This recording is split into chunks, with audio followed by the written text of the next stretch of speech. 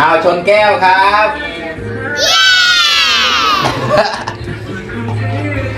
บังเอิญสัมภาระสวัสดีทุกๆคนครับ วันนี้มากับเพจไร่ร่มโพวันนี้มาให้น้ำทุเรียนแต่เช้าครับวันเอาเล่นก็ได้ตัวเรนเราต้าเนี่ยก็ได้ตัวเรนต่อเต่าตีวันเอาตอนเดินมาเต่านะเอาวันพระไตนะวันนี้ก็จะไปหาน้องอยู่ที่สมุทรสาครนั่นแหละครับแต่ก่อนจะไปก็ต้องให้น้ำทุเรียนก่อนก็ได้ตัวเรนต่อตีฝากไว้ให้พี่สาวกับพี่เคยเขามาเฝ้าโซนให้ครับเดี๋ยวเราไปกันเลยนะครับเพื่อนๆไปมันติดหนูนะโอเคเราไปกันแล้วครับอย่ารอเต้าเนี่ยหลานสาวสุดสวยก็ไปด้วยครับติดรถไปด้วยเอ้ยธันวา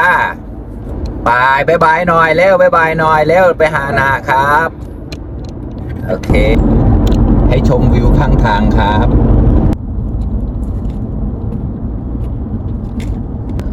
ตอนนี้เข้าตัวเมืองกาญจนบุรีแล้วครับเล็บเดินกำรอยอย่ารอเต้ากวีมากวีปะง่วงมากเลยเดี๋ยวจะแวะเข้าปั๊มแล้วครับหาปั๊มน้ำมันก่อนไปซื้อกินกาแฟสักแก้วหนึ่งโอเคครับถึงปั๊มน้ำมันแล้วครับจับปั๊มกลอนเยอะเราแล้วแอร์ราวอะไรเซิร์นกาแฟมุกแฟนนะแกเปิดก้อนกาแฟหนูเราเนี่ยจับอเมซอนเนี่ยนะไปสั่งกาแฟที่อเมซอนกันครับเพื่อนๆมาตามมาเลยครับออกเดินทางแต่เช้าง่วงมากเลยเจ้าวีแต่ตัวไหนยิบระ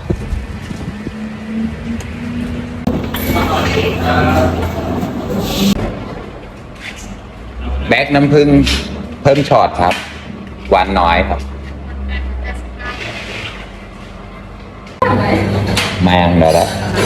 เดี๋ยวเราต่อยจ่ายตังค์เสร็จแล้วครับอาจารย์จบหมกแหวน80 บาท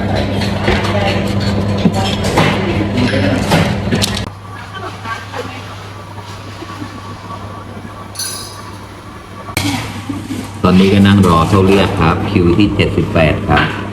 เมรนาก็เขาจะจ่าแมวมาเพิ่มเราจ่ายต่อที่ซอยมุงจอตมนะอ๋อโอเคครับเด็กกอกเกียรติเรา9ค่ะตู้เย็นค่ะ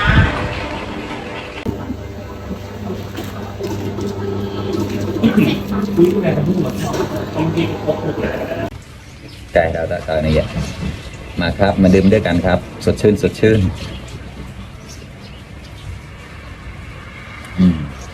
อร่อยมากครับกลมกล่อมจะเป็นแบล็กน้ำผึ้งนะครับแต่ก็ไม่ได้เอาหวานมากหวานน้อยครับจุดเราจะได้ทรายแต่นะกาแฟก็ได้ทรายใช่กะทิก็ได้จุดดัดเอาหวานนะปากก็ได้ดัดกลายสดชื่นเลยข้อมันครับไก่ต่อตาตีเพื่อเดินทางต่อนะไปเลยครับเพื่อนๆเดินทางต่อครับไปเลยกินอะไรกันครับหมดเที่ยงแล้วพี่พาวเธอได้อะไรธันวาครับโอเคเราไปกันเลยครับไปธันวาบายบายลูกบายบายก่อนบายบายดีๆบายบายดีๆบายบายบายบายยังไงเนี่ยไม่ไปแบบใดอย่าไปสิตอนนี้ถึงสมุทรสาครแล้วครับก็ยังไม่ถึงบ้านครับแวะเข้าตลาดก่อนครับเลยปลึ้งตลาดแกล้เหรอเต่าที่เปิดกายเชียได้หัวไตเดี๋ยวนะจอหนังจอนเด้จำเนาตอนมูดูแกปลาหน่ะเต่าอาเชียนะอาเชียได้หัวเด้อแอนกับมุจอตบนักเรื่องเปิดกับมุจอตบนะเต่ามาดูด้วยกันครับตอนนี้อยู่ในตลาดครับก็ได้อยู่โอเคไปได้หรือยังไปได้แล้วโอเค let's go แอนงอยู่ที่นี่แหละกายไปจอบเรื่องใหญ่เนาะเนี่ยจอบเรื่องหัวไตใหญ่มาถึงบ้านน้องชายน้องสาวแล้วครับเนี่ยแต่น้องชายอาบน้ำอยู่เจ้าของบ้านอาบน้ำอยู่ครับอาหารการกินเยอะแยะเลยครับเพื่อนๆมาเลยครับมากินด้วยกันครับกายเราต่ออันนั้นเชียเยอะแยะเลยเราต่อกันอาหารการกินเยอะแยะเลยครับ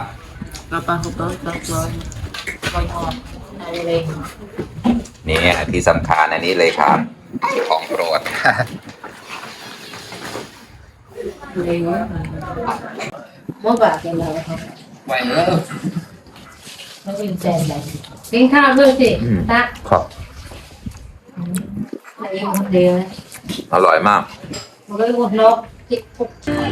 มาครับเพื่อนๆเกลิ้งดาวเต้าเอาชนแก้วครับ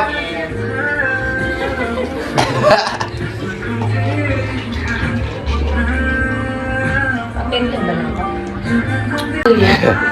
ตอนมาโต อันนี้น้องสาวครับ สุดสวย อันเนี้ยคุณภรรยา อันนี้น้องชายครับ บ้านน้องชายครับอันนี้คือเพื่อนของน้องสาวครับอันน่ะเชียร์เยอะๆเหรอต้อนอย่ารอมกันอะสวัสดีปีใหม่นะต่อกัน หอยนางรม มันก็ยิดได้เลยมันก็อ้ามนี่นอนมันก็อ้าม ใส่แบบหลายๆตัวเลยครับ มันได้เลยมันก็อ้ามนี่นอนมันก็อ้าม มาครับเพื่อนๆเสร็จแล้วก็เนี่ยชันกล้องมาตรงเนี้ยน้ำจิ้มเนี่ยพริกขาวแซ่บๆครับ มา อ้าม อืม เอาบ้าง อร่อย โอเค โอเค วงเลิกแล้วครับ กินข้าวต่อเชียร์ป้อนได้แล้วตักละแควจ่าย แกงไก่ใต้น้ำครับ โอเคครับเพื่อนๆ ฝากติดตาม ฝากกดไลค์ กดแชร์ ช่วยเป็นกำลังใจให้ด้วยนะครับไฟเดอร์ไลน์ด้วยแชร์เนี่ยเราเต้าติดไก่โปรยแอร์หน่องนะ บ๊ายบาย